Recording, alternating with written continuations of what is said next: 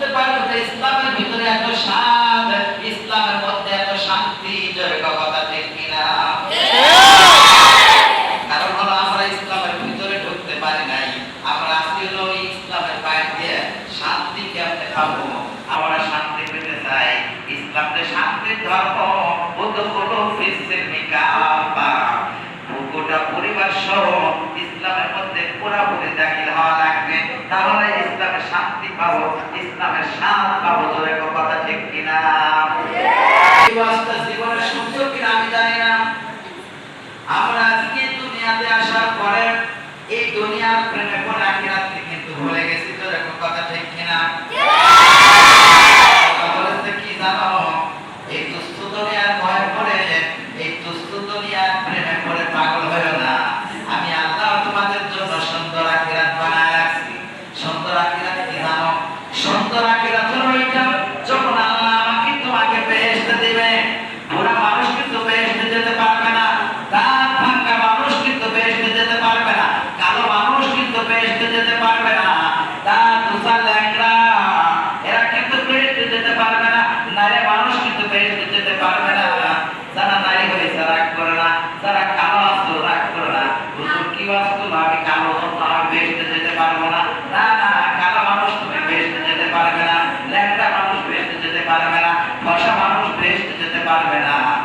তার মানে এই নয়, আল্লাহ যখন বান্দারে বেহেশতে দিবে তখন ল্যাংড়া থাকবে না, কানা থাকবে না, কালো থাকবে না।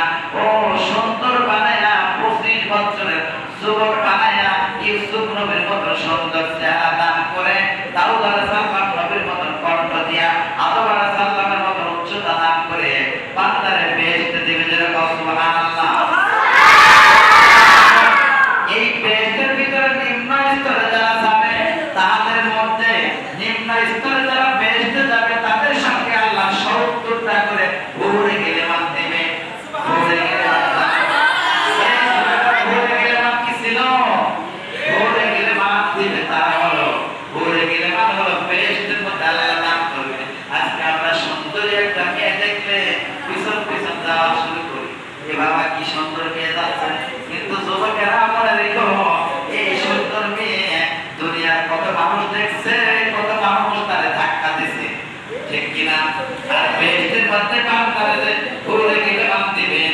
এরা কিন্তু দুনিয়ার কোনো কিছু স্পর্শ করতে পারে নাই, দুনিয়ার কোনো কিছু তাদের সইতে পারে নাই, দেখতে পারে নাই। তারা পূত পবিত্র। একজন যুবকের সঙ্গে 70টা করে ঘুরে গেলে বান দিবে। বুঝো এরা কি করবে? তোমার বলতে পারো ওস্তাদজি, একজন যুবকের সঙ্গে 70 জন ঘুরে গেলে বান দেবে। কারণ কি? আল্লাহ রাব্বুল আলামিন বলতে বান্দারে তোমরা দুনিয়াতে আমল করো, আমার হুকুম মেনে চলো, আমার এবং হাত পাতা করো নবী সুন্নাত তরিকায়, তাহলে তোমাদেরকে একজনের সঙ্গে 70টা করে ঘুরে গেলে বান দান করবো। এই 70 জন ঘুরে গেলে বান এমন সুন্দরী হবে, তাদের পরনে থাকবে 70 কাপড়, 70 ঘন্টা কাপড় থাকবে।